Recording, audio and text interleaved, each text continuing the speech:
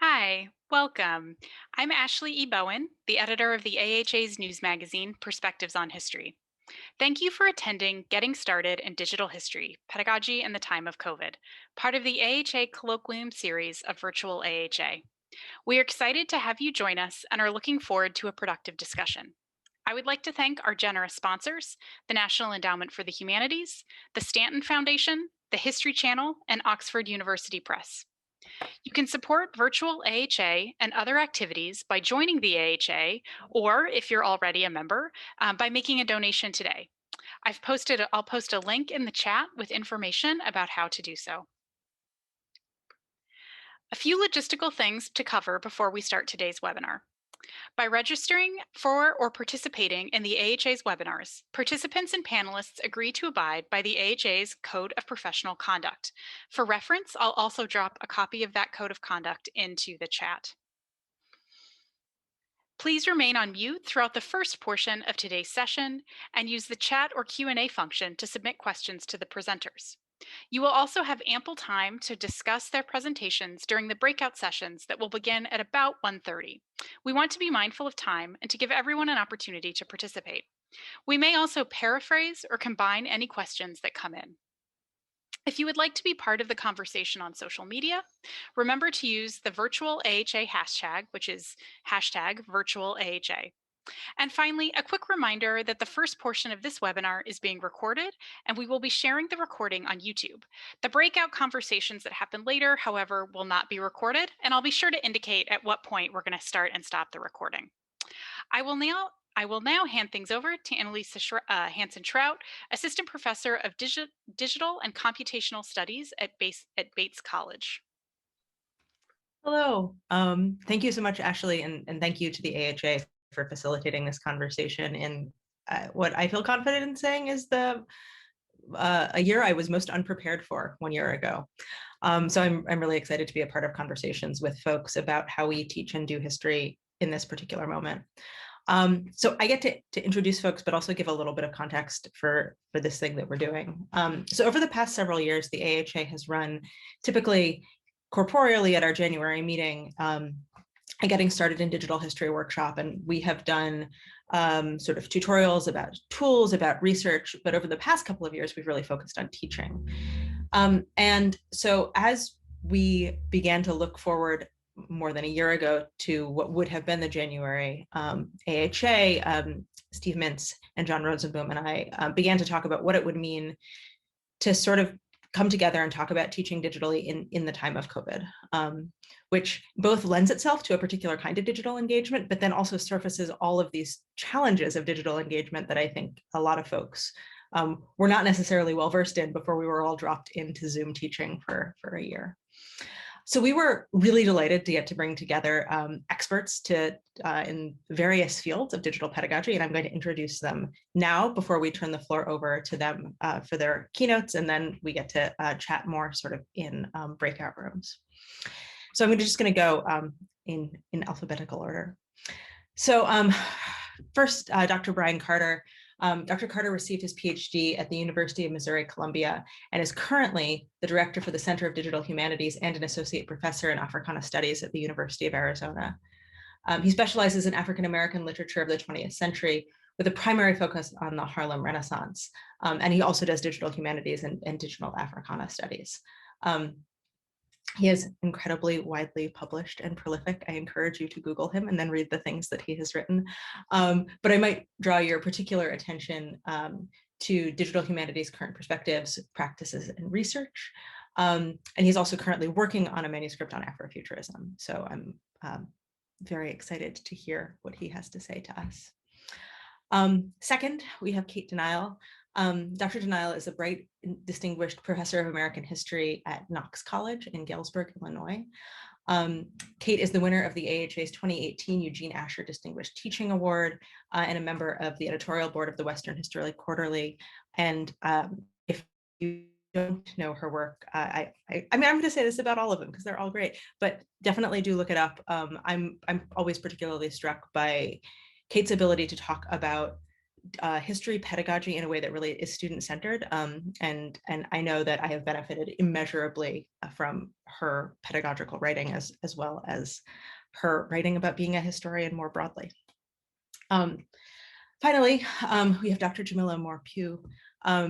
Dr. Moore-Pewu and I actually used to be colleagues at California State University, Fullerton, and it's for me a great tragedy that I don't get to hang out and talk to her regularly. She's a public and digital historian whose work explores how and why groups of individuals reimagine the spaces around them, both through digital and analog means. She teaches widely on African diasporic, Black Atlantic communities, US history, digital history practice, and has really of late been devoted to helping students who are themselves teachers in primary and secondary education think about what the digital humanities means in their classrooms, but also what it means for them as people who live in historically freighted and sometimes fraught spaces in Southern California. So I'm thrilled that we get to hear from these folks, and I'm even more thrilled that you all then get to talk with them in greater detail. So I think I came in under time, which is frankly shocking for me. But I'm now going to turn the floor over to Dr. Carter.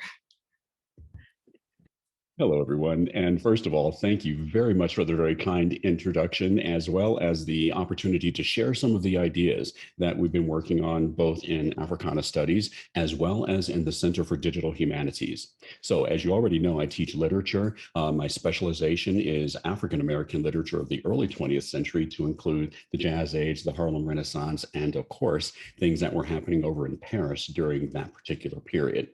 Now, part of this talk, and I know you can't really do that much in 10 minutes, but I really welcome the breakout session because we'll be able to get into a lot more detail regarding some of the things that I'm going to briefly touch on during this 10 minutes. But as we all know, digital technologies have the potential to really just entirely change the entire teaching and learning experience. Of course, this pandemic has really forced a lot of not only online teaching to occur, but also companies that specialize in these particular technologies to fast track a lot of the things that were kind of, developing at their own pace prior to December of 2019, I think it was. Gosh, over a year ago, we started dealing with this. So this pandemic has done both, I think, a lot of good things, with regards to the ways that technology has evolved. Of course, the horrible things that have happened as a result of it. But I think we as educators have some very important decisions to make as a result of the sort of explosion of content that's already out there. A few years ago, we wouldn't be able to say that it's easy to find digital content related to our courses or even related to specializations within our particular areas of interest. So right now, I don't think content is as much of an argument or even a discussion as it was a few years ago. We know that the Smithsonian has made so much information available. The Louvre just a couple of days ago made a bunch of their collections available. Google has an entire area on their site for digital content. And so when you think about the ways that content or the types of content that's currently out there, that's not a question. The larger question, I think, is, do you want your students to be consumers, producers, or remixers of this content? And what best is going to work in your particular situation regarding how you want your students to experience your courses, as well as the content related to those courses?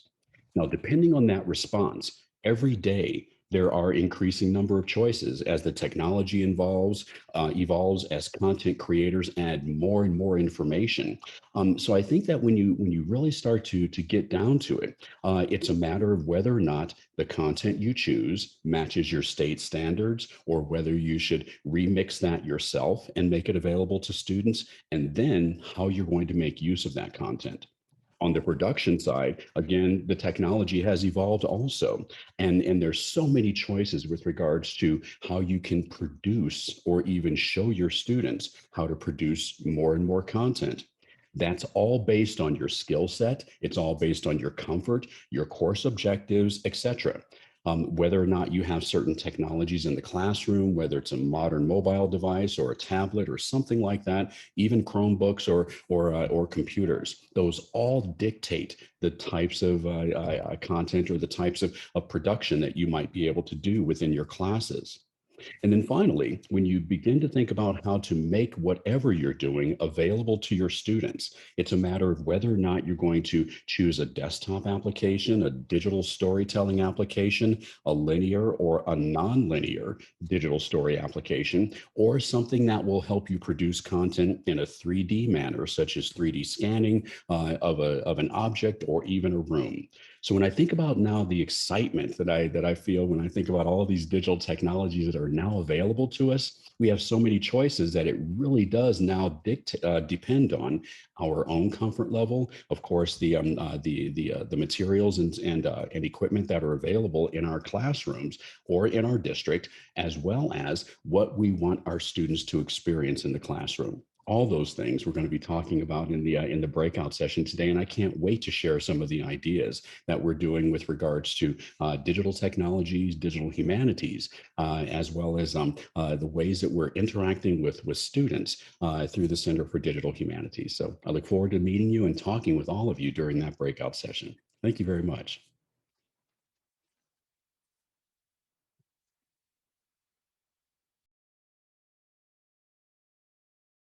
Unmuting is important. Up next, we have Dr. Moore-Pewu on digitally enhanced classrooms. Okay, thank you. And I'm going to try and be as efficient as Dr. Carter, so please stop me if I go over because I really cannot see well when I'm in full screen. But I want to talk about the idea of or reflections that I've seen in the technology enhanced classroom. And I'm titling this Transferable Skills, Infinite Possibilities. So I'm going to give a little bit of storytelling about some of my experiences teaching in our digital history lab at California State University, Fullerton, and working primarily with first generation students and students of color. And as Dr. Strout pointed out, also students who go into public history and teaching predominantly. Then I'm going to share some best practices, mostly 3. I've narrowed it down to 3, but we can talk about more in the breakout session.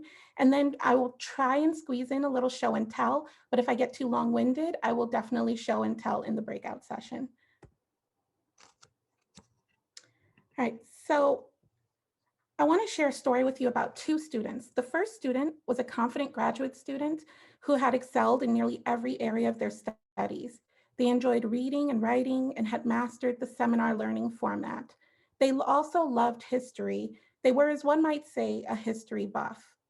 The second student, also a graduate student, loved history, but was still trying to figure out exactly what they wanted to do with it. That age-old question that seems to haunt the pages of many history department websites, what can I do with a degree in history, floated around them daily, and they began seeking different ways of answering that question. Both students, upon the advice of the graduate advisor, enrolled into my Intro to Digital History course, a topic neither of them knew very much about. By the end of the semester, the first student, the one who was confident in their grasp of the discipline, was struggling. They questioned the assignments, the readings, and most definitely the hands-on activities.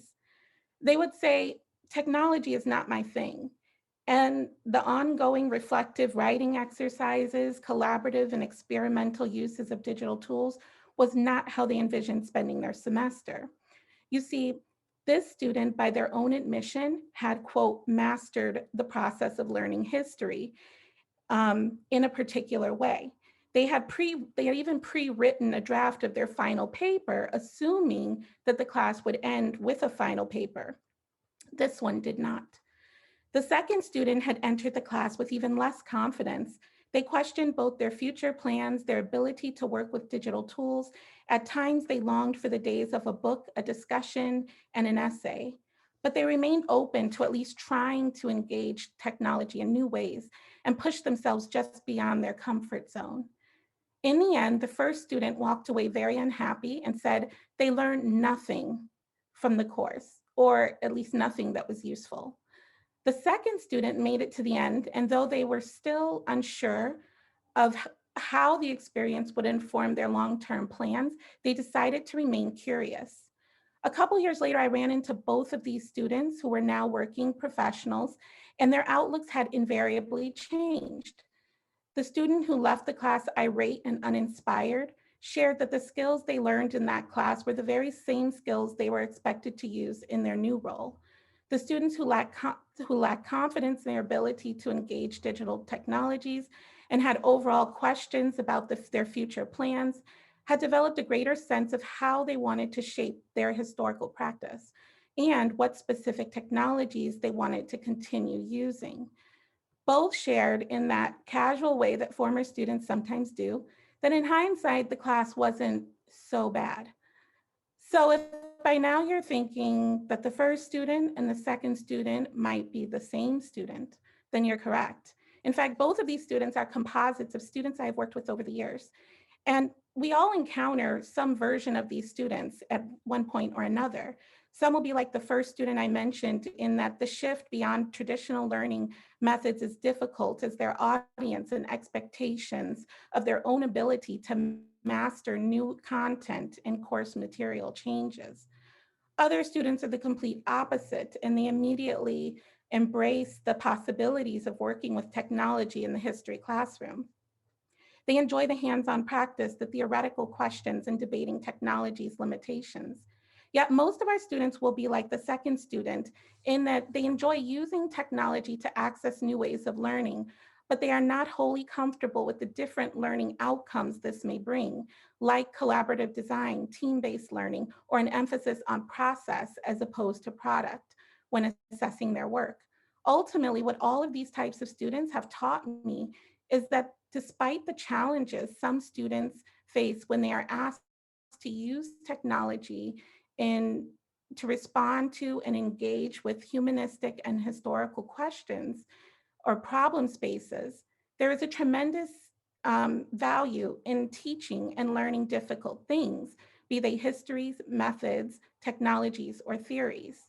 And contrary to what most students may initially believe, the history classroom, historic site, museum, or public history project are ideal spaces in which history students can engage technology in creative, complex, and transformative ways. But how do we get them to this point? While I still find that some students may not fully appreciate the integration of digital technologies into their historical practice until weeks, months, or maybe even years after the learning experience has ended, there are ways that I found to effectively integrate digital tools and resources into the classroom. And so I'll just briefly go through some of these. One is to focus on curiosity as opposed to mastery. The other is to focus on inclusivity and culturally responsive resources. Another is to focus on helping students use technologies to merge theory with practice. So developing curiosity over mastery is one of the most difficult things, I think, when engaging the digitally enhanced classroom. Because with the introduction of new topics or digital tools, many students enter the learning experience, feeling a bit of hesitation, thinking that they have to conquer this new material. And so the project here is to shift their thinking so that they focus less on mastering the content and the technology and more on exploring what they can do with it. And so developing a more exploratory and curious mindset. So one of the courses in which I try and do this is my US History Survey of Ethnic Minorities.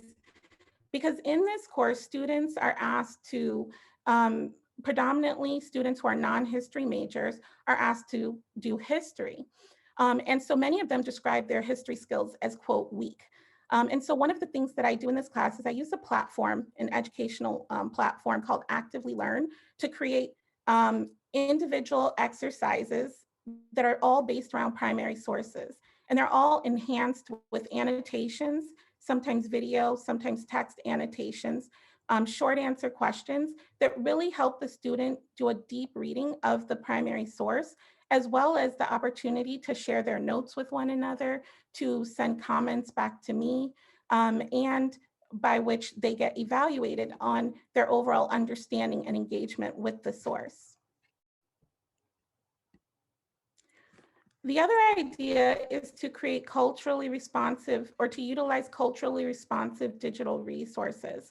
And this is something I came to after teaching for a couple years, in which I began to think about how we can integrate digital technologies and resources that are culturally responsive to our students, and that serve to include historically marginalized people as well as histories. And predominantly, this came out of also thinking about the student demographics at my own institution, in which 30% of all students are first generation. And within the College of Humanities and Social Sciences, in which the Digital History Initiative is housed, that number increases to 40%. So one of the things that I do is try and partner with existing projects. So I have students in that US History Survey that I mentioned participate in the Tenement Museum's Your Story, Our Story narrative project, where they create a narrative around an object and a story about migration or immigration. And then they post it to that site. So we have a CSU kind of page there and a growing archive of material. The other thing I've done in an intro to humanities computing course is to focus on humanistic data analysis that includes culturally relevant pedagogy. So in this class, students were working with Python for the first time. They were working with data sets for the first time in that sense. And I really wanted to make sure that the materials reflected the diversity within digital studies. So students used the Freedom on the Move database to think about how to set up data structures. They also used W.E.B. Du Bois's research on data visualization to think about how we do data visualization using computational methods. Finally, one of the other areas that I focus on is promoting transformative learning, and that is helping students to engage technology in ways that help them develop deeper connections between theory and practice and build new knowledge structures. There's a quote that I'm going to butcher, but it's basically that when students when the methods that they're learning match their expectations, then they're not growing in terms of their knowledge structure. And so transformative learning is about introducing new ways of perceiving knowledge. And so one of the things that we do in my West Africa and the diaspora class is I use Padlet, which is basically a virtual pinboard, to first have students interact with the course material and using their connections feature to find connections between the different resources that we're looking at. Then by the end of the class, they've gotten used to finding and discovering connections. And so what they did is they used then Google Earth Web to create a community map in which they worked with 2 or 3 other students, and they mapped out a relationship or a narrative surrounding individual port cities within the Black Atlantic. And so this exercise not only helped them to connect theories that were connected to the African diaspora, such as and historical moments such as negritude, diaspora, and even the Black Atlantic itself, but it also helped them to visualize historic and contemporary connections between the Black Atlantic port cities that they engaged. So if I have a chance to just conclude, I just wanted to kind of add that, due to the conditions brought about by the global pandemic, many students have now been forced to work collaboratively, remotely, or to substantively engage digital technologies. Likewise, many museums, historic sites, and cultural heritage organizations and archives have moved even more content and resources online. The field for exploration is ripe and the time is now. The investments we make in digital pedagogy today will not only shape future practitioners in our respective subfields, but if implemented with an emphasis on exploratory and transformative learning, along with inclusive engagement, they can also radically redefine the boundaries of our discipline.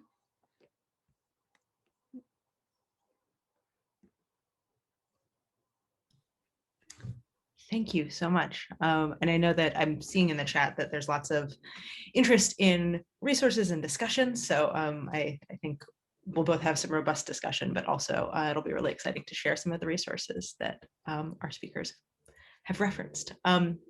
So our last keynote speaker before our breakout sessions is Cate Denial.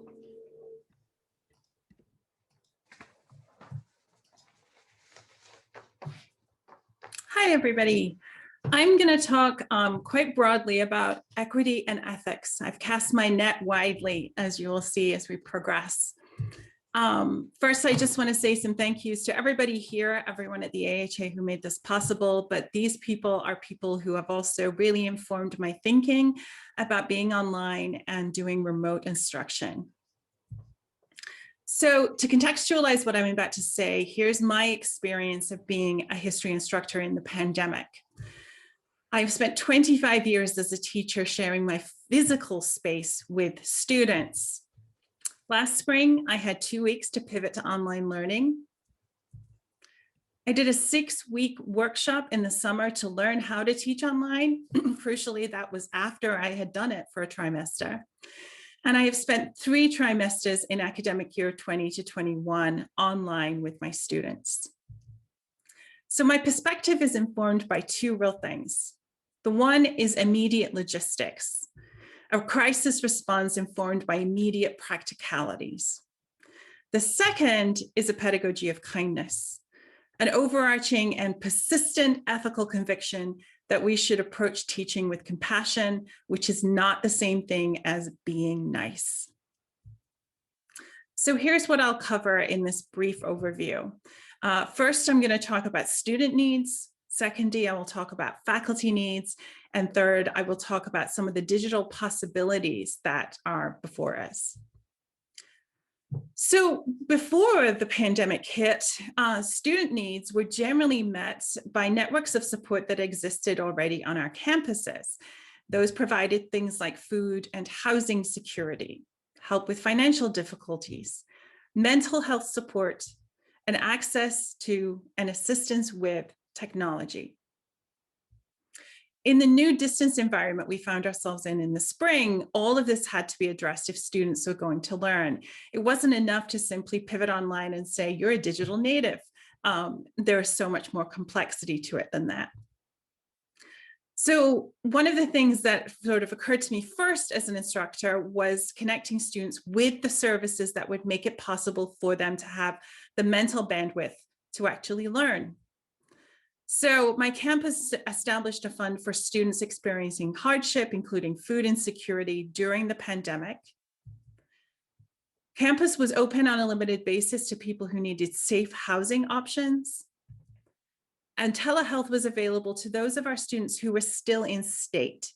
That made it more difficult for students who were not, and there were many of them. And so there was a lot of research that went into finding helplines and chat rooms that could be some kind of stopgap measure for them.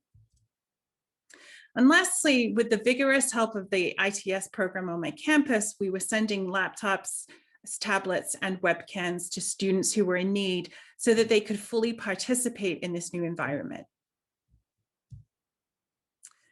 So what were my ethical instructional considerations? The first was that my students were in multiple time zones. My colleagues were in multiple time zones too. One of my colleagues was in Turkey for the duration. One of my students was in South Korea, for example. I am in Galesburg, Illinois. My students often really tackled a lack of robust Wi-Fi connections, whether that was because the service where they lived was just not great, or they were sharing a Wi-Fi connection with so many other people. Privacy concerns really came to the fore. When our students signed up to do learning with us, they did not sign up for us to join them in their bedroom or their living room or their kitchen or wherever they were able to get online. And surveillance is a real concern. So these are the ways that I sort of try to find an ethical solution to these problems. First was to lean into asynchronous learning so that I could meet people in multiple time zones and provide instruction no matter where they were. I also allowed cameras to be off. This was because of privacy concerns, but also because of that lack of robust Wi-Fi that my students often struggled with. I know some people find it very difficult to teach into a room or a screen full of black boxes if nobody turns on their cameras. And so as an in-between step, I asked students to put icons in their user profiles so that I was looking at faces and not just at black boxes. We used the chat feature in our video conferencing service, whether that was Zoom or whether it was Google Meet, so that people could participate as they felt comfortable. Some people spoke aloud and some people put things into the chat. I designed for video, audio, and text so that my students didn't have to just have one means of interacting with the material that I was sharing, and neither were they limited to one means of sharing their knowledge back to me. It was also important to design assignments that did not rely on the use of cheating detection software. We all know those big companies who have really sort of expanded their operations during this period, but it was important to me to make sure that my students did not feel surveilled. And so a lot of creative work had to go into making assignments. So those are some of the student needs. That's by no means a comprehensive list, and I'm hoping we can talk about a lot more needs when we're in the breakout groups. But what about faculty needs at this time? Some of our needs are quite similar. Some are different. Who is doing the teaching was a question that came up a lot at the beginning of the pandemic. Who could say yes or no to certain modalities? What were the power structures within which we were working? And who had health insurance? Who was being asked to be on the forefront of teaching students, often in person or in hybrid situations, who weren't well covered by health insurance and yet were putting themselves at risk? So what would an ethics of care for faculty look like under these conditions? First, it would mean addressing contingency, which is an enormous problem. But in this sense, I'm talking about not only untenured folks and adjuncts, but grad students too, who were asked to do so much of the in-person teaching. Contingency also can lead to food, housing, and financial insecurity, and a lack of healthcare. And so putting all those things together meant that we had an ethical responsibility to really deal with that. We needed immediate training in how to get online and what were some of the so-called best practices for doing this work. We needed hardware. We needed to be able to bring computers home if we didn't have them, tablets, use our phones, be able to connect to Wi-Fi. We needed ongoing faculty development so that as time progressed, we got better at what we were doing. And we also needed mental health support. Just like anyone going through this pandemic, this was a time of great trauma for people, and we needed supports in place to be able to take care of us so that we could take care of other people. We also needed to wrestle with the progress towards tenure and or promotion and the effects that were falling on different people in different ways.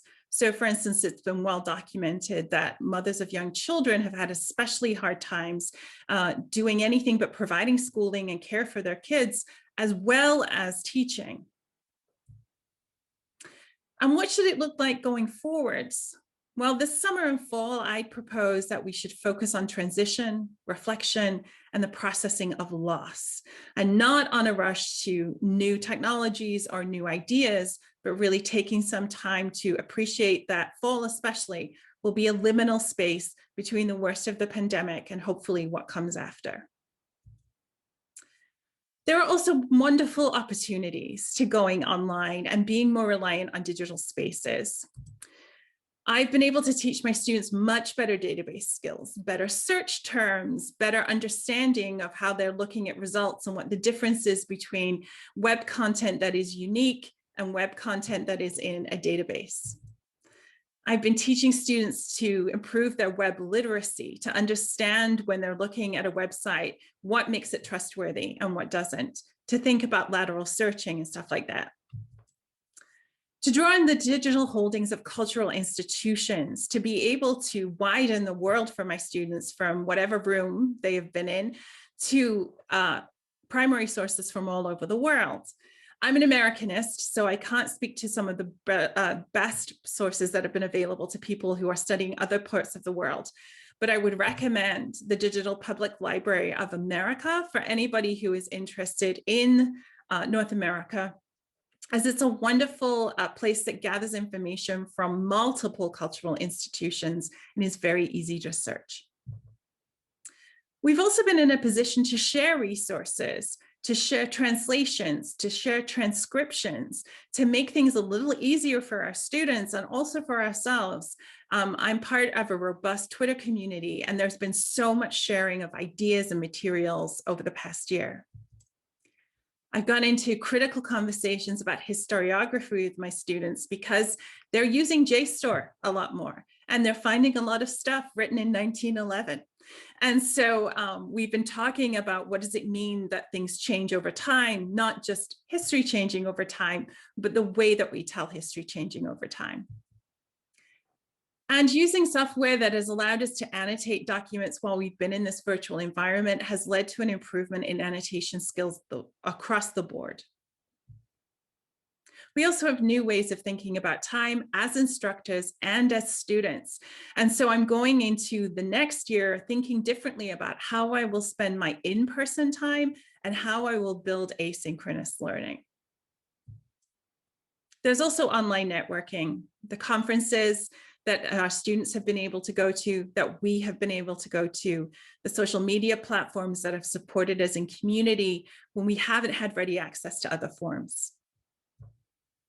So this is all a very brief introduction to some of the ethical issues that we're facing and some of the issues of equity, and it's an invitation to conversation. So thank you so much, and I'll hand it back to Annalisa. Thank you so much. There's, so much to think about already, and now we get to talk in greater depth. So I think I'm actually handing the floor back to Ashley, who's going to move us along. Yes, thanks. So that's going to conclude the introductory remarks for today. A recording of this portion of today's webinar will be available on the AHA's YouTube channel shortly, where you can also find recordings of past virtual AHA events. And before we go into the breakout rooms, I did want to thank one more time our generous sponsors, the National Endowment for the Humanities, the Stanton Foundation, the History Channel, and Oxford University Press. And thanks to everyone who has agreed to participate, who's been sharing questions in the chat and will shortly in the breakout sessions. And I would also like to thank all of our panelists today.